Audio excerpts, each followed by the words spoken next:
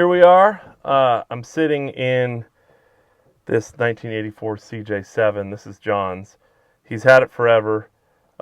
He's kind of got a passion for CJs like we do.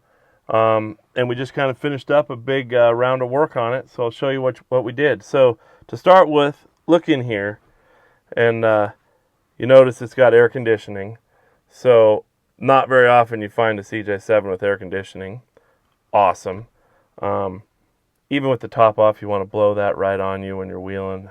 It's an amazing feeling. So basically inside here, we didn't do much. We added air locker switches and a compressor switch. But what we did do is, you can see this roll cage here. So it's not painted yet, but we added to the factory roll bar. So look back here. Here's the factory roll bar. We started off here, added this front section to the factory one. And right in the back, you can see we put our speaker cans in there between the factory roll bar as well. So just added the front section, but you know, the really cool thing about adding the front section is this. So take a look at this. So these are our CJ Stanchions. And basically what this does is allow you to have foot room. So it bolts to the dash, the roll bar comes off of this, and if you look around on the inside there, it still goes all the way down to the floor and allows you to keep your factory e-brake. It's kind of nice because when you add a roll bar, it takes up space in the door opening and then gets in the way of putting the e-brake. So we do sell those. Those are nice.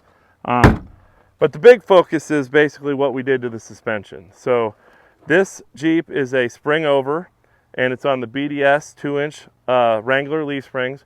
We use those front and rear. And we built them a new set of axles as well. So spring over, it's got a Dana 60 rear. Check this out right here. We kept it kind of classic, not too wide. So we went with 58 inches wide. Factory wide track is 56, so we're an inch wider on each side. So Dana 60 rear, 35 spline, 9-inch billet housing ends. It's got the Ford 2.5-inch, 11-inch drum brakes in it. And then if you really look up underneath there from the back, you can see the torque arm bracket welded onto the axle. As we sweep around underneath, we'll see that.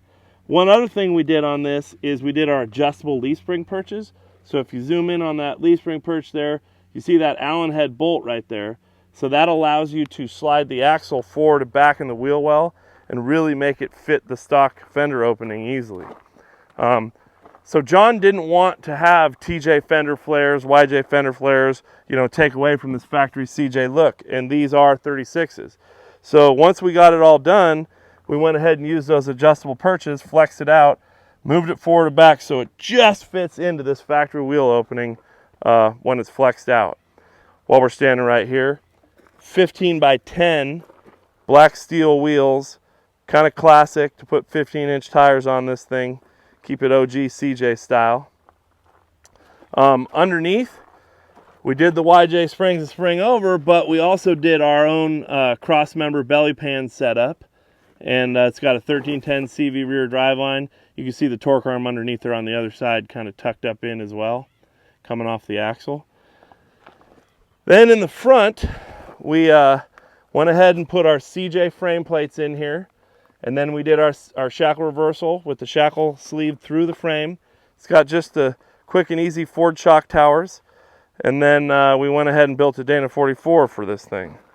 So the front is also 58 inches wide, and it's a Chevy truck Dana 44 that we narrowed both sides, chromoly axles, ARBs, high steer, fits in the CJs really nice. Kept it nice and classic, so it's just stock heavy-duty steel covers, and all the steering's up top. Fits really nice with our shackle reversal setup, sunk into the front bumper. If you look over here, this is the kind of steering. We call this an inverted T. This uses all Chevy tie rod ends, so inverted T high steer. And then we always like to put YJ bump stops and set it up so the bump stop actually hits the plate and works. So it's got 513 gears, ARBs front and rear, air conditioning. This actually has a 4.0 fuel injected engine in it, which is a great upgrade to make it not too out of control. Got a 5-speed manual transmission, Bilstein shocks, Bilstein stabilizer. There's not much else to it. Just a super nice, clean, classic CJ7. you know, what everybody should want.